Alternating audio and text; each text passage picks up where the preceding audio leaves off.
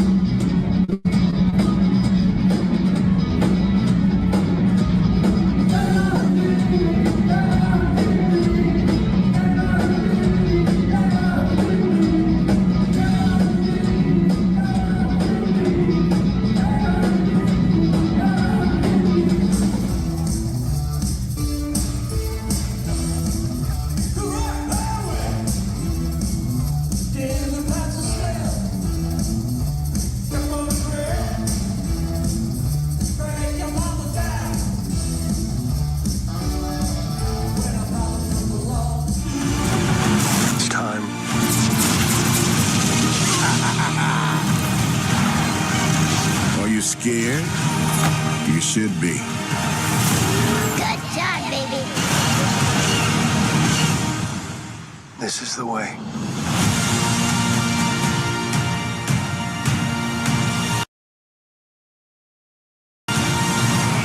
From a distant galaxy, they have come to Earth. Dolph Lundgren as He-Man, Frank Langella as Skeletor. Only they have the powers to be Masters of the Universe. Live the adventure. What's up, you lovers and friends of all things men? I'm your host, the brostest with the mostest, the deep. And sitting next to me is my main man, Noir, who knows how to push all the right buttons. It's time for manhandlers and panhandlers of the week. Every season is award season. Boom. Let's give out our first manhandler of the pod, Alpha of the Week. Let's go for the 53rd week in a row.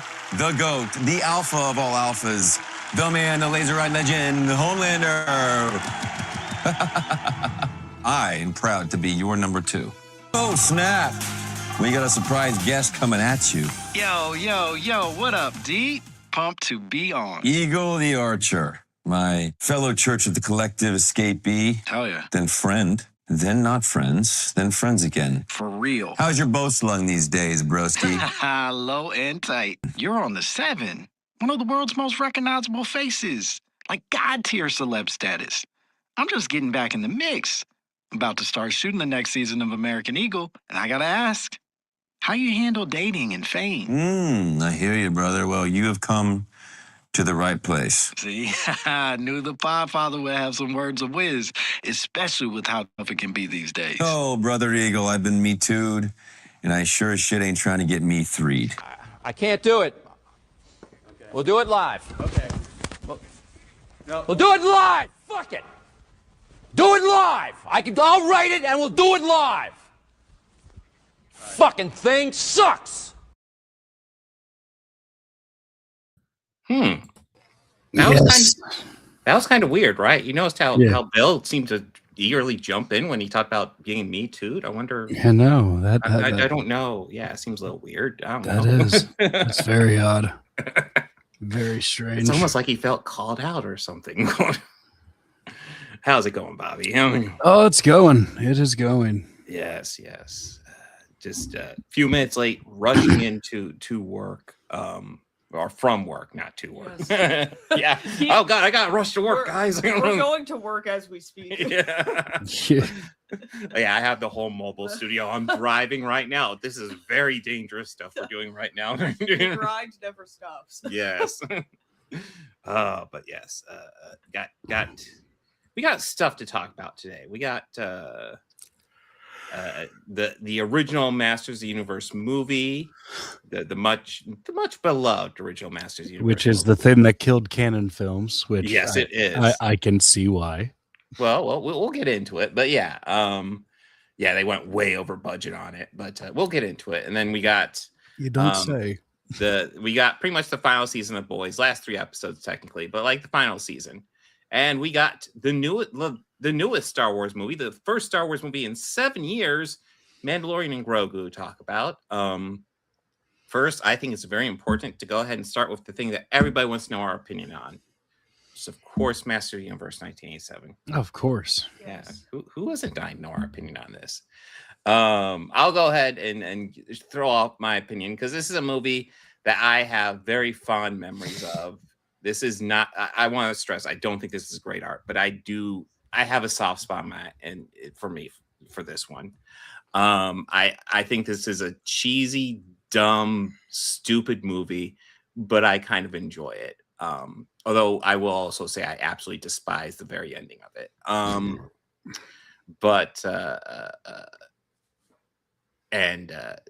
That's just kind of my thoughts on it, and I'll let you guys get into it. But I do want to throw out there a piece of trivia. I want to let audience guess before I bring to you, Bobby.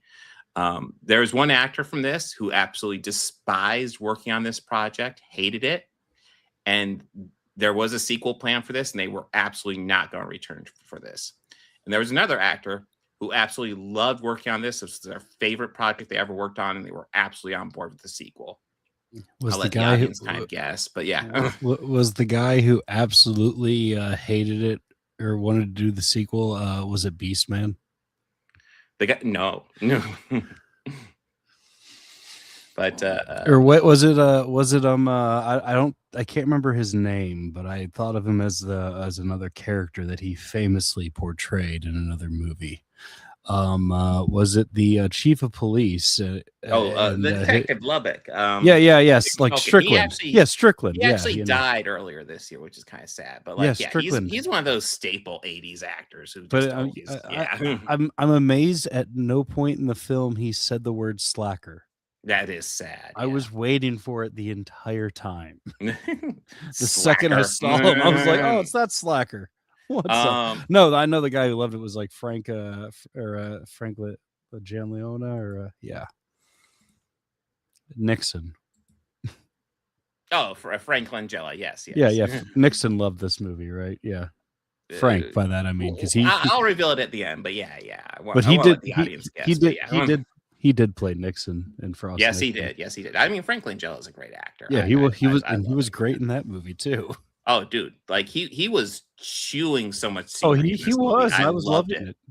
Like he knew the mission with this movie. Absolutely. Yeah, he fully. Yeah, he fully understood all of this. Yeah, he was like, "Oh, this is stupid. I can get down with this." I can be over the top. Yeah. Oh, yeah. Well, you think he was over the top in this one? A touch. What are your guys' thoughts? Go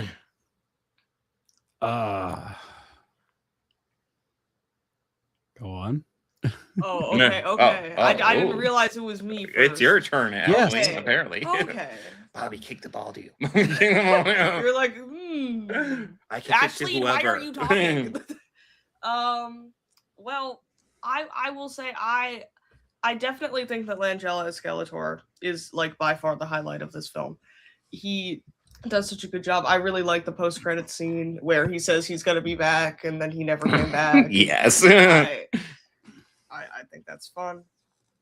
Of course, although of course that obviously wasn't planned, but I still think it's fun. I didn't really like this movie though. Not because there are things I respect this film's commitment to what it is. Yes. Like the fact that they just had people running around in those outfits and they didn't try to like make it seem like cooler or anything, I respect it. I really do. But like as a film, it didn't really draw me, if that makes any sense. You almost act like it's not a brilliant movie.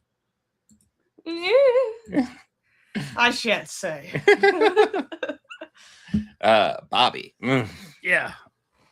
What are your thoughts? Well, when I saw the Canon logo, I knew exactly what I was walking into or getting into, and so the bar wasn't exactly high. No, but in the sense of a film on its own, the story was kind of everywhere. Oh God, yeah. Oh God, yeah. It really didn't have much of consistency in it. No, they had to get the key. Courtney Cox was in it. Yes, and the guy who played Nick Locarno in Star Trek Next Generation was in it. Yeah, that was a bit of a jump scare for me. Everybody says he looks like Tom Paris, and I'm sorry, I don't fucking see it. It's a completely different face. Completely. I think it's about on the same level as Quest for Peace, Chris. Oh, I actually agree. I think it's better than Quest for Peace. Quest for Peace is really bad. I haven't seen that movie, so I have no opinion. Ooh, Quest for Peace is really bad. I mean, I definitely think this one has a better effects budget than Quest for Peace, which is not a high bar at all. Because I'm not going to say this one has an amazing effects budget. No, I mean, the sets were impressive. Yeah, the few sets they had were impressive. Of course, I assume the music store was probably a set. So, I mean, that's something. But yeah, I was very sad to watch all that music gear get trashed. Yeah, I don't know. The certain bit of me loves how much 80s synthesizer music is brought up as like the key to the universe in this movie. Like that is such an 80s thing, right? Synthesizer music being like, oh, this is everything and all of it. It's so dumb. I'm actually kind of impressed with the cast too. I mean, they got Dolph Lundgren fresh off Rocky IV, pretty much. They got Frank Langella for Skeletor. They got Meg Foster as Evil Lynn. There's been a picture of her. Yeah. They got Billy Barty as not Orko. You know, obviously he was the Orko stand-in, but they couldn't quite pull that off, so they just made a new character for him. Yeah, this like I said, I don't think this is a great movie at all. But there's a part of me that really kind of enjoys how fucking stupid it is and how committed it is. I can appreciate it for how silly it is. Mm-hmm. Yeah, obviously we got Nick Locarno there. And you know, this is also Robert Duncan McNeil and Courtney Cox before they were fucking anybody in this movie, which I thought was kind of wild. Yeah. I will say Dolph as He-Man was solid. Yeah, I thought he was fine. I definitely prefer Frank Langella's Skeletor though. I think he's fucking killing it. But yeah, I enjoy this for what it is. But yeah, this is a really stupid movie. I guess a quick synopsis of the story. There's this key made by not Orko, aka Gwildor, Billy Barty. Skeletor stole it to take Eternia and capture the sorceress, and He-Man and his crew find Gwildor, and he has a second key, and they try to use it to get the sorceress out, and they aren't able to, but they have to escape quickly before Skeletor gets them. So they end up on Earth circa 1987 to do Earth stuff. And that's kind of most of the movie at that point. They're just kind of running around on Earth, obviously to help save the budget. Because, I mean, they definitely had some sets and effects going on here. But yeah, that is the lion's share of the story. Courtney Cox and Robert Duncan McNeil play two teenagers that find the key. They keep on hitting the keys, causing Skeletor to send troops after them. Eventually, they all end up on back. Eventually, Skeletor gets the second key. He captures He-Man. They go back to Eternia, and they have to make another key out of keyboards and synthesizer and technobabble and portal back to Eternia and save the day, which they do. Oh, yeah, and there's also this subplot where Courtney Cox's parents have died, which is fine, but the movie ends with her saving her parents, which is the part I absolutely fucking despise about this movie. Like, I'm down with all the dumb shit in this movie, but I hated that element because it's like, that's not going to happen in real life. Don't do shit like that. People have to deal with shit like that. I mean, go ahead, Ashley. Oh, I was just gonna say. To be fair, does any of this happen in real life? No. But like, they're talking about. So I understand what you're going for. Yeah. Though. There is definitely a Star Wars vibe in this. I felt with the fucking black stormtroopers that Skeletor has, because they feel like stormtrooper armor, except they're black, pretty much. They do feel like stormtrooper knockoff armor. Yeah. But yeah. If you are looking for a masterful work of art, here's Gold Dwarf a gun. I mean, that's the scene we all needed. He's got a gun. What's he doing with it?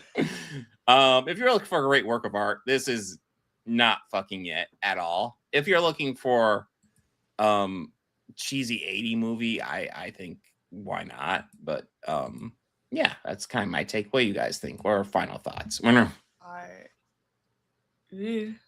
watched it. Yeah. Yeah, I enjoyed this. It was a little goofy and silly it's at very points. Goofy. Yes. Okay, so the little bit of trivia I threw out there, obviously I think everybody knew Frank Langella was the one who was absolutely coming back. He loved this movie. He was on board. He thought this was the best. The one who was absolutely not coming back, it was Dolph Lundgren, who hated the fucking costume. He essentially, and if you think about it, like, he has to keep himself in like perfect shape throughout every day of shooting in that fucking costume. And that is ridiculous. It doesn't even look fucking comfortable. And that's actually one thing I thought was kind of weird. Like, on the show, he had he was Prince Adam, and like He-Man was like his superhero identity. And like, they could have, like, if they're just gonna have him be He-Man, that's fine. They could have had him go to Earth and then have him like put on like normal clothes and have his codename be like Adam as like a callback to that. Like, it was sitting right there, but they couldn't do that, so they just left him in the dumb costume throughout the whole thing. So I felt like kind of bad for him at like the last scene of the film, because like there were some parts where it's like you could almost like see people's breath, and he's wearing he's wearing nothing. Yeah. But anything you guys want to add, or are we ready for the boys? Yeah, let's get to the boys. All right, so the final season of the boys.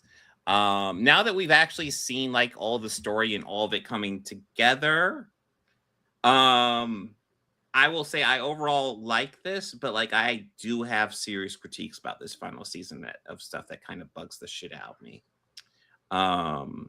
You guys want to give your broad thoughts before we start breaking it down? I had very definitive issues with this. I just, in general, like, it had moments where I was like, oh, that's interesting, or that's pretty cool, but I didn't like it. Mm-hmm. Yeah. How about you, Bobby? Overall, there's a lot of the stuff that I did enjoy. Mm-hmm. And some of the thoughts I thought didn't really work that well. But overall, I liked it. I wasn't expecting it to end anywhere near like the comics did. No, because it's been doing its own. No, it doesn't, and it's been doing its own thing this whole time. So that's kind of what I was expecting out of the finale. Mm-hmm. I kind of felt that they did shove a lot into the last episode to wrap it up a little too neatly. Yeah, true. But overall, I thought the pacing and the story they were telling and everything was great. I liked it. Yeah. because it's not going into major spoilers, although it is minor spoilers. Obviously, we'll probably spoil this whole thing. So just FYI, if you haven't seen it yet, we're going to spoil it. But one of my major issues with this, and it's something like after I watched it, like the more I thought about it, I was like, what the hell? So like the big plot line here is that they have this virus that will kill all the soups, but then they find out if a superhero is one of the first generation that has V1, that they will be immune to the virus and semi-immortal. So the big plot line is Homelander's trying to get himself V1. The boys are trying to stop him from getting V1 so that they can kill him, obviously. And so that's the big plot line throughout a lot of this final season. And at the end of episode 6, spoiler alert, Sage, by the way, does something really fucking surprisingly stupid for her, just like mind-boggling stupid for her. And because of that, Homelander gets some V1. And that, for the last 2 episodes, becomes completely irrelevant.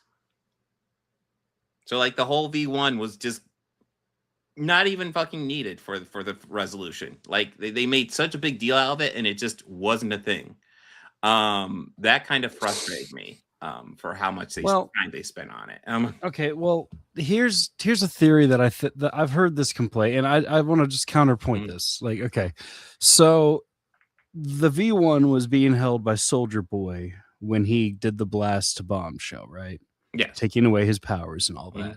There's a chance that blast could have affected the V1 and it not really do anything to Homelander other than just maybe give him a quick little energy rush like it used to for A-Train.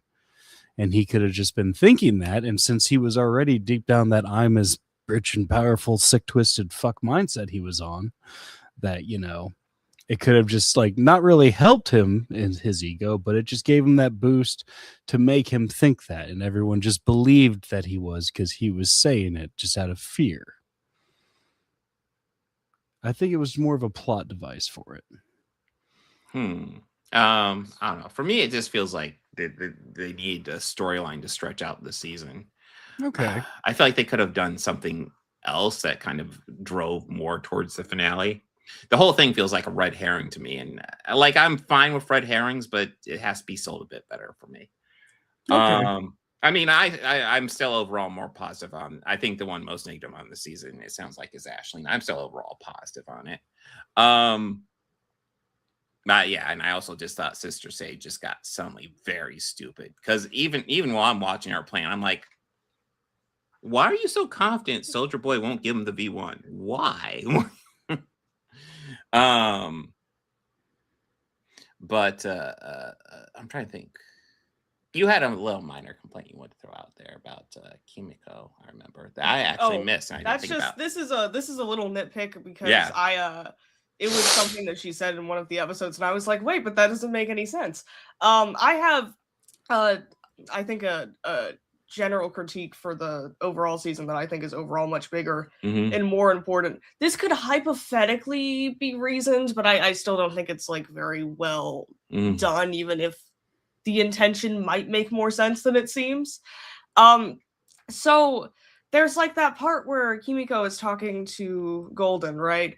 And she's like, yeah, I watched your TV show all the time with like English subtitles and whatever. And I loved all of it. And it was so good to see someone that looks like me on TV growing up.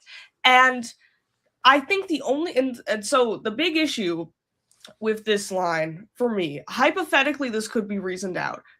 Yeah, but the big issue is that Kimiko grew up in Japan, right? Yes.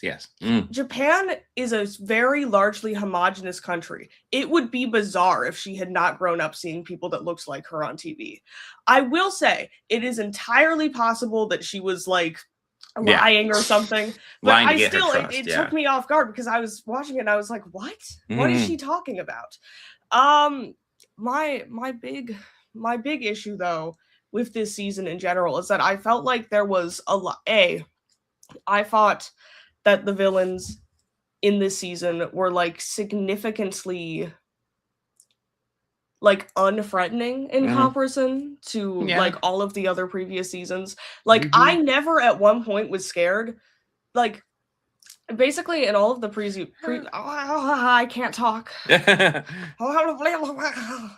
In all of the previous seasons, in particular, I felt that like Homelander obviously has always been very intimidating because it was like, you know, he could do basically anything he wanted to. And, you know, within reason, but basically anything. And like, so it was like this thing where it was like, whenever he entered a scene or whenever you even thought he might enter the scene, there was so much tension because he has like no morality. Whereas it was like, in this season, it was like, anytime he showed up, like I wasn't really scared that he was going to do anything, and it was sort of like I have words for this. Anytime he showed up, there wasn't that sort of intimidating factor anymore. Like it was one of those things where it was like, you know, occasionally he would let someone off that he was upset with in the past, you know, and that would be sort of like, oh, you know, good for them sort of thing. Whereas like with this time, it was like I was watching it and I was thinking to myself, yeah, you can say some stuff that can kind of upset him, you know, you'll be fine. Yeah, he's mellowing out. Yeah. Well, I will say, I think that while I 100% see what Ashlene's saying, I also think it's kind of a side effect of the fact that like as we've gone this far into the season, he's going to have to deal with characters that kind of can't die, you know. And you can critique the show for not like selling that a bit better, sure, but I understand narratively why he can't be killing everyone. And I'm not saying like he has to kill everyone.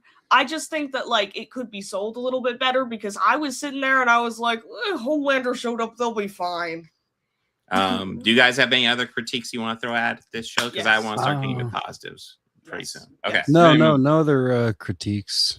Okay, you dive into your critiques. This is my biggest critique. I feel like there is a lot of tell don't show going on in this season. I was thinking about that recently because I feel like, and this I think is a big part of why the villain seems so much less intimidating. Like 99% of the time, I feel like you see the antagonists in this show in the final season. They're just kind of like, and obviously, like, you have to have scenes where they're talking about stuff with each other. I get it. I understand. I'm not saying, like, we should be... I can't stress enough, I'm not, like, a huge action person. When I say this, I'm not trying to say that they need to be killing people every 5 seconds and we need to have Ashlene so many just wants action bloodshed. scenes. She is a monster. Like, my thing is, you have, like, all of this stuff where it's like they're doing all of these things and all of these things are very clearly bad, but you don't actually see a whole lot of the stuff that they're doing for the most part. Like most of the stuff with them was just kind of like them sitting in a room and being like, hey, I pulled ChatGPT up so that we can make the New Testament with Homelander. Yay! Everyone claps, you know? And like they had like, as like obviously like they had like internal struggles and stuff like that. And I thought that was good. But like it was in general, like there's this whole thing where they have Starlighters like in camps and stuff like that. And like we obviously like we see the camps like at the beginning, but like for the most part it's just kind of like, I don't know, there's so much stuff that they're like doing, you know, but we don't really see that much of it, and I think it's part of the reason they came across so underwhelmingly to me. Also, like, can I just say that it just in general, like I just wasn't like concerned about any of them doing anything particularly that would cause our protagonists to struggle in any which way. I found Sage to not even really like be like, never at any point was I scared that Sage was going to outsmart anyone. That's true. You know? I did fear Sage in season 4 and season 5. She was completely underwhelming. She just kind of sat there like. Do you want to start getting into positives? Yeah. Real quick, one positive I absolutely love about this. I love the stuff they do with the Church of the Homeland or whatever, Democratic Church of America, what the fuck. That stuff is hilarious. fucking hilarious. I love this dumb video of Homelander meeting Jesus and Jesus going, "Here's my crown of thorns. This is yours." I thought that was hilarious. No, I just love the jabs at religion and mainly Christian nationalism they're doing through that. I absolutely adored that. Bobby, you have any positives? I liked the Democratic Church of America stuff. That's it. Yeah. Excuse me. Yeah, I did. Did you notice that when they did the episode mocking the Nicole Kidman AMC? Yes. Thing, did you notice that the popcorn bucket was a spoiler for how the Deep was going to go? Oh, I didn't even think. Yeah, I did see the popcorn bucket. I didn't think about how this is a spoiler for the Deep. I was just thinking, man, I need to get myself a Deep popcorn bucket. That's pretty badass. I thought that was pretty funny, actually. The popcorn bucket was pretty great. Yeah. I also noticed something interesting in that scene, though, in that thing with Paul Reiser's character. He did you notice how like he was pretty sure Homelander was going to kill him and everything? Yeah. But all he really had to show was that he wasn't scared of Homelander. He didn't scare him, and then he let him go, which is more furthering proof of what like he really got off of, which is why I think he was just everyone was just kind of going along with his crazy rant, and nobody really wanted him to become like a godlike deity. Yeah, true. I guess going into heavy spoilers at this point, I actually love the way Homelander goes out. I thought that was fantastic. I was a fan of that as well. For me, that just shows like he went so fascist, and then once his power is stripped, it just shows how fucking weak he is. Admittedly, that was kind of pathetic to see him like that at the end. Yeah, which I love that. Yeah. I also did like that Butcher came in and just said, "Daddy's home." Yeah. Well, I mean, so like watching that finale, there was a point where I was almost like, wow, is Butcher actually going to survive this series? Because I was confident he wouldn't. And then when he walks in and Terror, like his dog is dead, I was like, okay, here we go. We're getting into more stuff here. I will also say I was confident after that one episode that there would be a scene of Terror humping Homelander's dead corpse, and I was surprised there wasn't. I don't know how he would end up in there, but like I was expecting that after all the Homelander humping of that doll. You know, I will say, admittedly, I'm kind of happy that Terror was nowhere nearby because I would not have wanted to see that. Oh, come on. Listen, you've been alluding to it enough. I don't need to actually see it. I'm all fine with seeing a fascist get absolutely humiliated every way imaginable, though.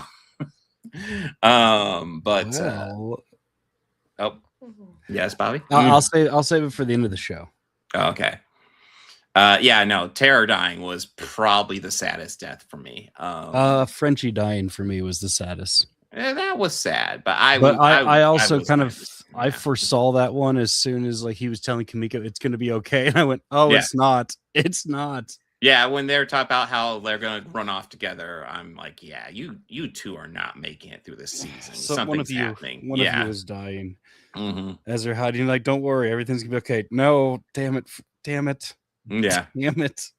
You guys hide in the zinc. I will stay out here and distract him. It's like, oh, you're so fucked. I mean, I'm kind of surprised Homelander didn't give him a more gruesome death, but he kind of semi-suicide in a futile attempt to try to take out Homelander himself. He didn't really have much of an option. It was all he had, so I don't really blame him for it. No. But yeah, that was a sad death. But yeah, I don't know. Terror hit me. Yeah, Terror was that was a bummer. It was a bummer. How do we feel about Butcher's ending in this? That's kind of the closest that they did to anything in the comics. I think, because it was I'm not Huey super familiar with the comic books, but yeah, it was Huey who killed him in the books. to my understanding, the comic books actually end with a battle between Homelander and Huey. So I'm assuming No, Butcher's dead it's at that point. no. It actually ends with the books end with someone's been blackmailing Homelander because he's been getting photos of him doing this horrific shit like killing people, eating babies, and all sorts of other horrific, monstrous shit. But it turns out Black Noir was a clone of Homelander, and he was dressing as Homelander, doing all that, messing with his psyche. Yes, I do remember that. So it ends up with them all fighting, and in the end, it's Butcher who pretty much crowbars Black Noir, Homelander's skull open, as he did in the show. Nate, I hard disagree. I actually thought A-Train's death was awesome, and yeah, Homelander was able to catch up with him because A-Train stopped to not kill the innocent bystander. It kind of showed how A-Train developed, and Homelander didn't give a shit and took advantage, and A-Train called him out, which was awesome. And he did call him out for exactly what he is. Yeah. I mean, we see that in the final episode, clear as day. Once his powers are gone, he is the most pathetic person you've ever seen in your fucking life. I mean, honestly, I'd argue even with his powers, he's the most pathetic person you've ever seen in your True. life. Just with the powers, he's fucking terrifying as well. But yeah, without the powers, he was just fucking worthless. And seeing people like the Deep simp form, it's like, God, how can you be more worthless than fucking Homelander? Holy shit. How do we feel about the Deep's end? I thought that it was visually appealing. Yeah. The most satisfying part of all of that was Annie kicking him in the balls. True. For me, that was the most satisfying part to watch. It was like, fuck yes. I haven't double checked it, but I'm 99% sure that shark was Samuel L. Jackson. Yes, that was in fact Samuel L. Jackson. It sounded way too much like him to not be him. And I did really enjoy that. I know I saw in chat last people were saying Noir's death was underwhelming, which I agree, but like Noir wasn't built up as much of a lot as the other characters. I mean, this is even the second Noir we've seen, so it's not. I don't know. I didn't really have much of a stake in his death. In fact, I could see a possible excuse. I don't know. I don't really see him. And now I was about to say see him live, but I don't know. He's done too much shit. But like, yeah, I don't think it's too bad. Oh shit! Super chat. 885th Batman fan. The Boys is pretty much why we're not getting the Authority in DC. James Gunn can't make it work, at least not yet. I'm not sure if that's really it. He's really only had one things, but outing at the helm, so that's a take to have. But still, thank you for the super chat. Yeah. But yeah, I'm trying to think who else was there. I don't know. Yeah, I think we kind of brought up Frenchie's death, which was very sad. But I do like how Mother's Milk reunites with his family, which he needed to do. Even though it felt kind of forced at the end, I was like, I'll let them do a forced ending for him just to give him the happy ending. I'm cool with that. Hey, he deserved it, man. Oh yeah, Mother's Milk was one of my favorite characters too. But yeah. And the fight between Billy and Huey, I've seen lots of people complain. Here's one thing that kind of drove me insane. People were complaining about how Butcher took out Homelander a lot easier than he was able. They were like, hey, how come Butcher could take out Homelander easily, but like he struggled a bit with Huey? And it's like, well, number one, he really wanted to fucking kill Homelander. He wasn't dedicated to killing Huey. He obviously didn't want to kill him.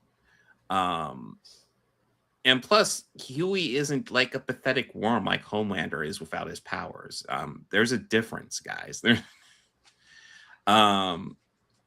But yeah, I thought that was a weak critique. I mean, I feel like there's lots of critiques this season, but I feel like that was really weak when I saw. That's a really silly one. Yeah. Why would he be going all out to take out Huey? No, yeah, exactly. He does like Huey. He like Butcher's a son of a bitch, but he does like Huey.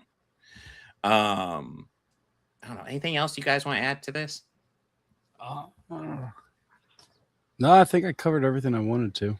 Mhm. Nate, I think that they kind of implied that it's a girl. The baby would be a girl because they did name it Robin. Yeah. I don't know. I feel like that could go either way, but yeah. Yeah, it can. Why did Huey go to Butcher alone? I don't know. I feel like he just went after him because he realized something was up and didn't really think too much about it. Probably thought he could talk him down. Yeah, I'm not saying it's the best, it's the smartest move, but like when in the heat of the moment, we don't always make the smartest move, so I don't think that's a big deal. Yeah, I will say I think that it's okay if characters do things that aren't super intelligent because they're yeah humans in theory. They're humans. They're characters with flaws. They're I have not seen Kripke's clap back at Elon Musk, but that does sound hilarious, Chris. Oh, that was hilarious. Elon, the stand-in for him, that was great. Oh yeah. Oh, right, I yeah, remember that. Yeah. He's an What a astronaut, I great put him in character. space. Yeah. That's just That was nice. Yeah. oh, that's beautiful. I Yeah. love that. As kind of like an aside, I do think it's kind of funny that Homelander said the line. I believe he said this line twice, especially the memes.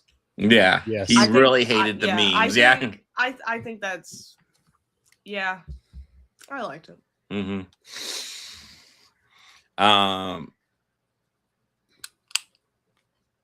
Well, I mean, here's the deal.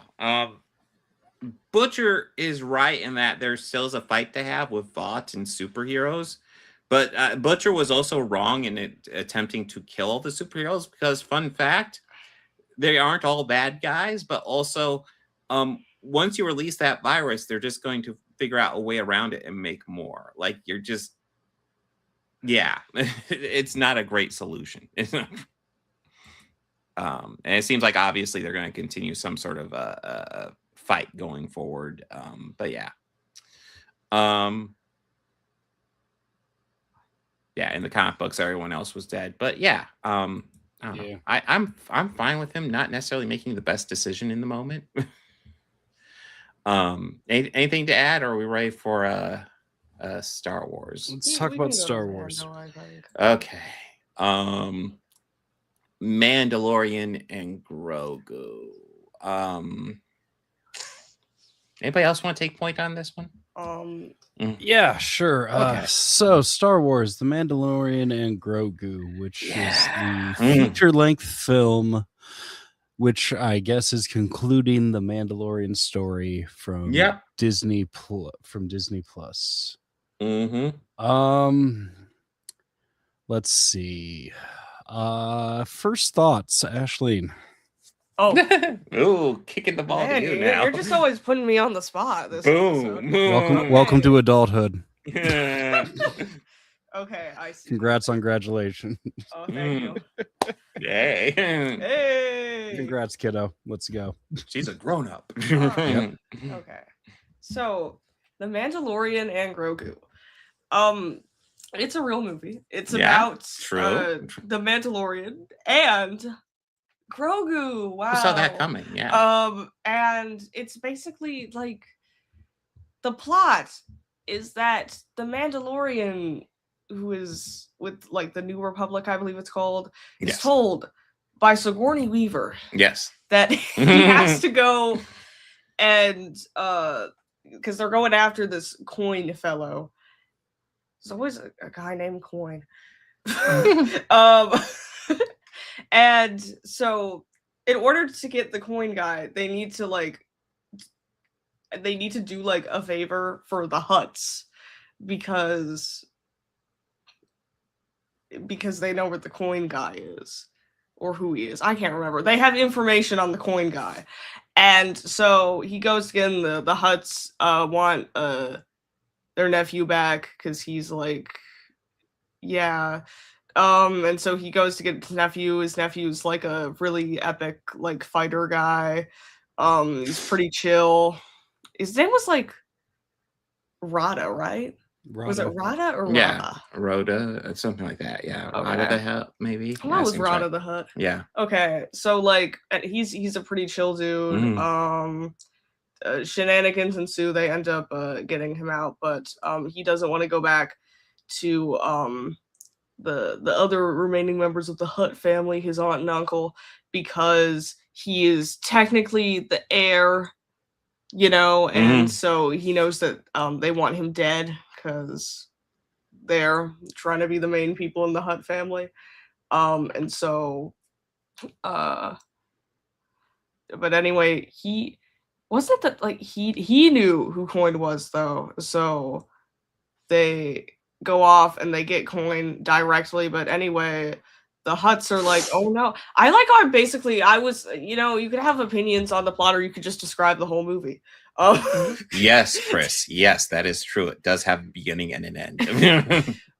Thank God it has an end. So anyway, like the Hutts are like really mad because they didn't bring Rada to them and they just got Coin. So yeah, that wasn't their agreement. And so then the Hutts send someone after the Mandalorian, and things happen. Yeah, stuff happened. Things occurred. Okay, let me just go ahead and throw out my broad opinion on this. I think this is the most aggressively mid movie I've ever seen in my fucking life. I'll just be blunt. Okay. It is. I don't want. I'll open with a few positives here. We can hit some positives here real fast. I think visually this looks great. I think the effects are fantastic. I love a lot of the creature designs going on here. I think overall it's a very good looking movie. I think there's probably a couple other positives I could probably think of, but like that's the biggest positive sticking out in my head. Where are your guys' thoughts? This felt like a very dragged out and very long episode of the show. Yeah. And it felt like good two one. season finales stitched together, kind of. Yeah. And that's the thing. Like, if I were to judge this as a season of The Mandalorian, I would probably say this is the worst season of Mandalorian. I would like the other 3 seasons more than I like this movie.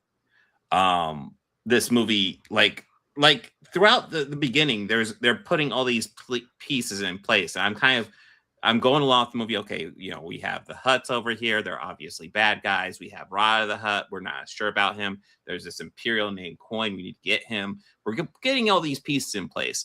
And I'm waiting for some sort of twist to really like turn all this on its head. And it never fucking happens. Everything plays out pretty much exactly as you expect. When the pieces go into place, it plays out exactly how you'd expect it to play out. I was expecting either because it's a movie, I'm expecting either some sort of major like consequences, some sort of major event that needs to happen, you know, something bigger than this TV series would ever do, or I'm expecting some sort of major character development, major character arcs or something like that. This has none of that. I think the closest we get to a character arc is a bit with Grogu, where like Mandalorian gets poisoned and almost killed, and Grogu has to take care of him and pretty much bring him to health, which is kind of cool. But it's actually like they never have a moment earlier to establish that Grogu like couldn't do that, so it just kind of happens. And if you don't know anything, like it doesn't really feel like growth or anything. It just kind of events that happen, I feel. Yeah, I'm a very big like character person. Yeah. I'd like character stuff and things, and there's just like none of that in this. Yeah. Like it's Grogu has cute character moments. I will say that. That's not positive. It's just I feel like a very shallow movie. Yeah. Like it's just it is exactly it's basically just like very predictable shenanigans for 2 hours. Yeah. That's kind of it, I feel like. For the first Star Wars movie in 7 years, when I thought Disney would actually be doing more Star Wars movies when they bought the franchise, this is very underwhelming in my opinion. And like I said, I don't need like big galaxy consequences, although that's one thing they could do. But I would rather like some sort of big character arc. Like, I think like one thing that could be interesting is you could do a lot of the same story points here, but establish that Grogu is like not really up to speed and kind of like much weaker than Mando, which we do kind of see, but it's not firmly established. And then force Grogu to essentially do something that we've only seen Mando do before. Like have like a bounty hunter who gets the upper hand on fucking Mandalorian, and Grogu has to be the one to defeat him. That could be awesome. But as it is, there's nothing like that. Like you see bad guys, and the bad guys are just obviously the bad guys, and the movie just plays out as they're bad guys, and you have good guys, and the good guys are obvious, and everything's just on the surface. Probably my favorite character in this was probably Rada the Hutt, who like I liked him because like he's actually he becomes this tournament fighter, gladiator type, and he becomes quite famous. And he's happy to be breaking away from his father's shadow and building a name for himself that's independent from his father. And he's like, I don't want anything to do with the Hutts. I want to build my own name. Fuck my father. And it's like, that's cool. Now, we don't get too much of his character throughout the movie, but I do like his character.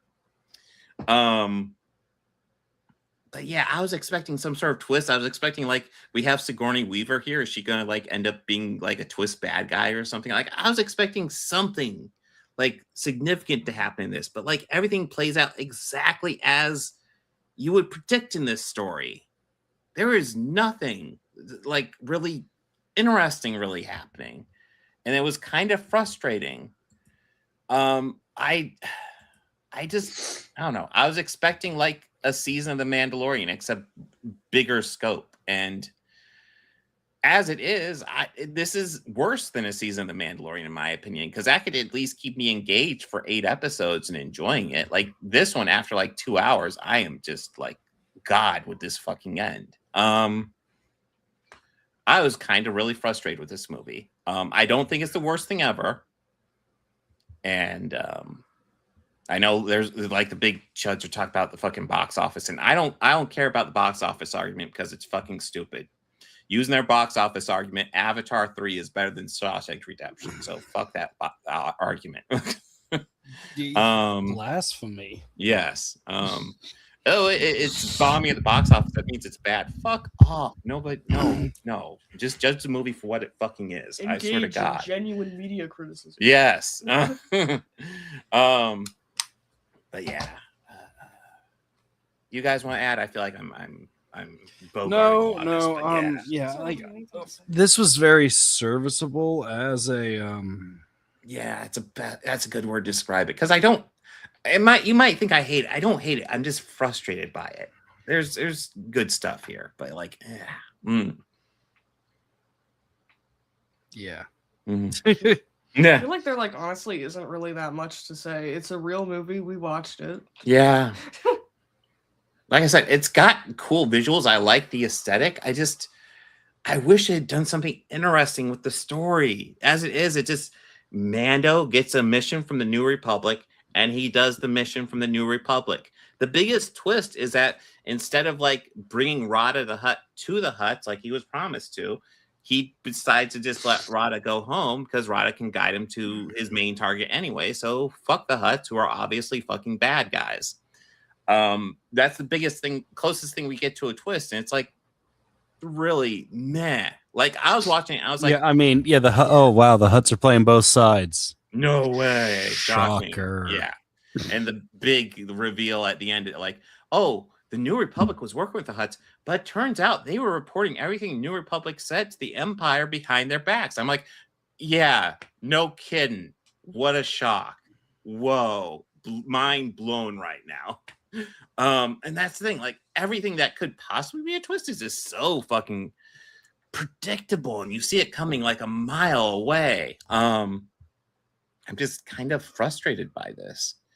And again, like if I'm ranking this as like a Mandalorian season, this is my least favorite season. Because overall, I like the Mandalorian seasons. I definitely think an argument can be made for diminishing returns on the seasons. Although I guess if we're talking diminishing returns, this definitely qualifies because in my opinion, this is worse than season 3. But yeah, like, do I think this is the worst thing ever? No. Would I recommend this? I don't think I would. Maybe like to watch on Disney Plus if you really like the series. And that's the thing. Like I went into this, like people were saying it's like a TV, just like the TV show. And I'm like, you know, The Mandalorian's a pretty high budget TV show. So that's understandable. So I'm okay with maybe seeing a really cool episode of a really cool extended episode of The Mandalorian on, you know, for movie budget. Sure. Why not? And yeah, it's not a cool episode at all. Like there are much cooler episodes of the series. I mean, like it was cool to see the Hutt homeworld. Yeah, and some more of the different homeworlds in the Star Wars canon and universe, but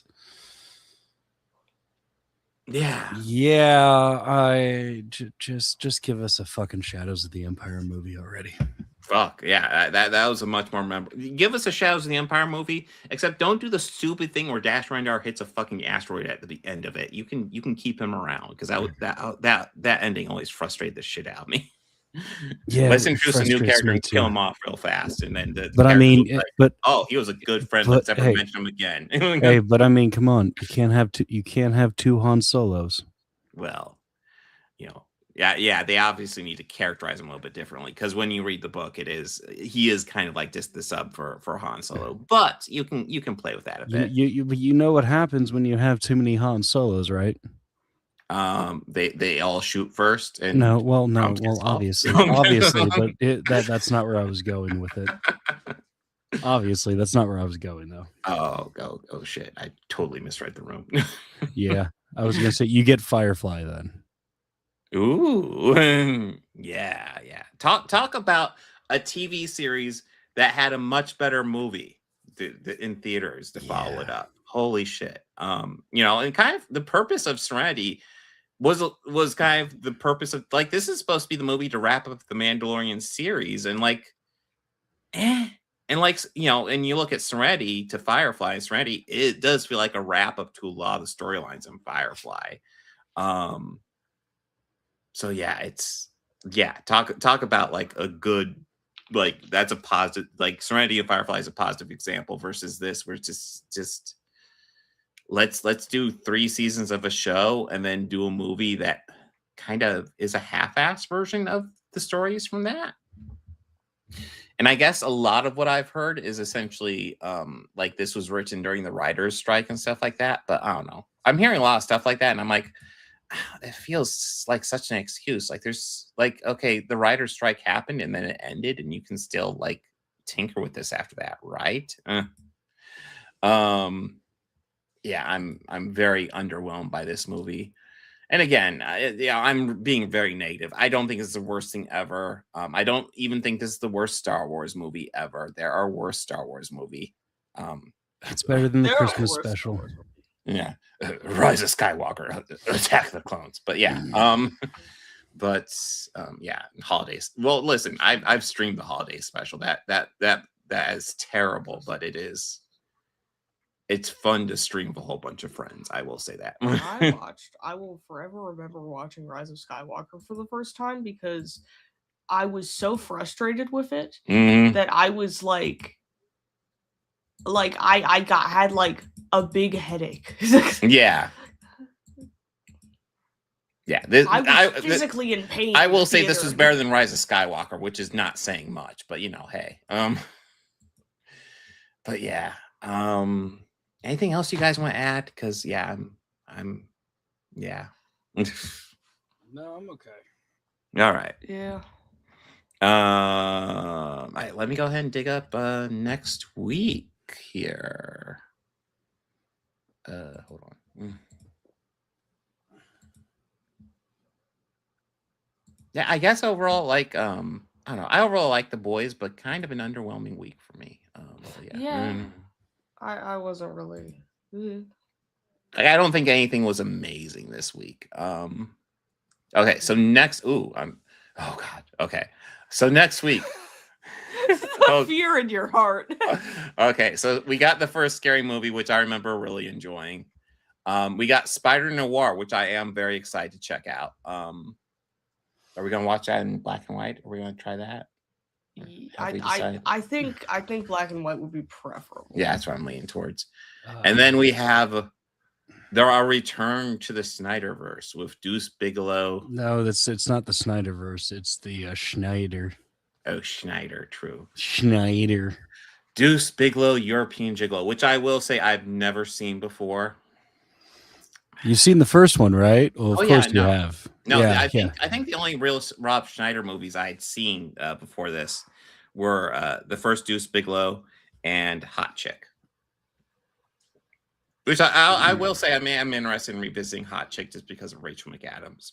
Yeah. And that's about it. Just to see an early movie of hers because, yeah. I'm sure, like, I'll watch it and be like, man, she could do so much better. But yeah, that is the plan for next week. Anything you guys want to add? I cough. This is a real podcast and you should watch it. True. True. Guys, there's an audio version of this you can watch on most podcast stations. The video version will be on my main channel until I paywall it, which is probably when the next episode will come out. But it will remain available on Bobby Quarter's channel and on the Organized Chaos podcast channel. You should subscribe to all three and keep track of it. Everyone on this podcast is so smart, and art is subjective, but our opinions are the best. Art is subjective, but our opinions are objective. Exactly. Oh, yeah, true. Our opinions are correct. That's just the truth. But yeah. And if you haven't hit that like button, what are you waiting for? Hit the like button. Do it. But yes, I will be live this Saturday with comic books and chuds, you know, the usual. I'm pretty sure the showcast will be live tomorrow. But I will probably be hanging out with these guys, so I won't be on it. But make sure to check out those guys. Anything going on your side, Bobby? I'm working 6 days next week. Yeah. So Work sucks. I'm just happy to get over Memorial Day. That's a brutal holiday for my department. So I just have that shit. Well, for working in a kitchen and a sports bar, I got to get over the basketball finals and then the rest of baseball season, going right into football season. Yay! Sports ball. Yay! Yeah. Hopefully you can get some time off at some point because that just hopefully, yeah. Luckily, I don't have to squeeze a theater visit in, so like. Hey. There's no theater stuff this week. Yeah. But week after that, we got the new Master of the Universe, which we will see. The only thing I can guarantee you about that is that I can pretty much guarantee that the 80s movie will have the better Skeletor. There's just no doubt about that. It'll have the better actor, that's for sure. Well, I mean, yeah, Frank Langella. It was because I don't think Frank Langella would ever start like a cult in the desert to or have naughty essay allegations against him. Yeah. Well, like another certain Skeletor actor, scumbag. Yeah, but yeah, God, you know, just FYI, fuck Jared Leto. Yeah. I like the rest. I like the rest of the cast they have for that movie, but the rest of the cast is solid. Yeah, but I am excited to check out Spider Noir as well. I think that looks like no. When Morbius was bad, Chris, he quote went into isolation in the Joshua trees in the desert for self-reflection. That is true. But I wouldn't surprise me if he visited an island in his time. If there's nothing else to add, fuck Jared Leto and party on and be excellent to each other. Take care.